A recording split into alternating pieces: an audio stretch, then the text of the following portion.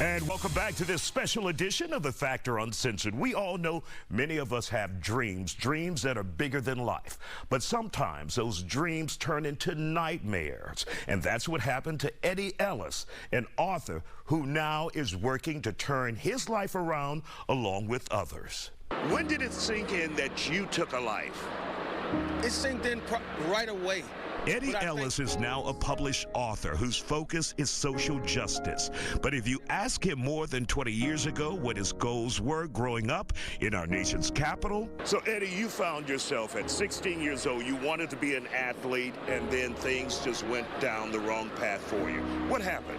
Well, I think I hit a roadblock mentally as a child and trying to find myself. I lost my father when I was a child. That always bothered me. And I started surrounding myself with the wrong people. You know, my mother tried to put me in the right situations to be successful as a child. But unfortunately, it didn't work. In his book, Change is Possible, Ellis wrote about being an angry teenager in Washington, D.C., fighting lots of internal demons. Accepting it, it took a few years to accept it.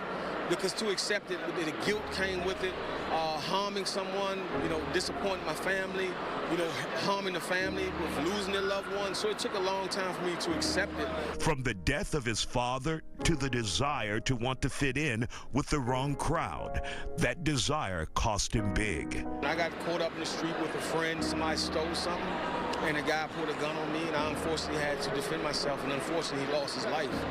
And I was sentenced, I faced life in prison. I was found guilty on a lesser charge and sentenced to 22 years.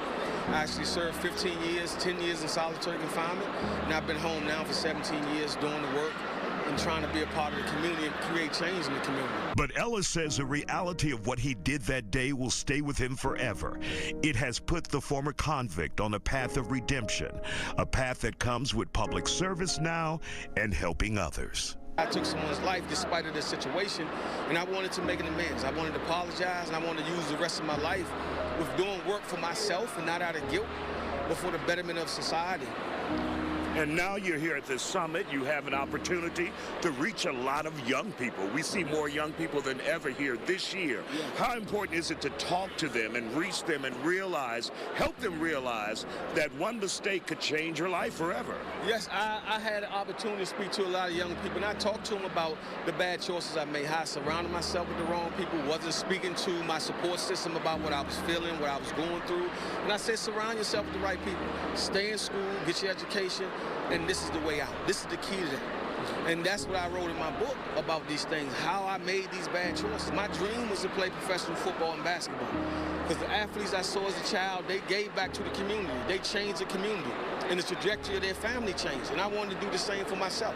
And I'm telling these young people, if that's not your dream, that's okay. Go get your education. Be the best person that you can be. Love yourself, honor yourself, reach out to your elders for help, your teachers, and just be the best person that you can be. Coming up on The Factor Uncensored, after the break, the pivotal tragedy that ignited an uproar, an examination of the nation's landscape post-George Floyd's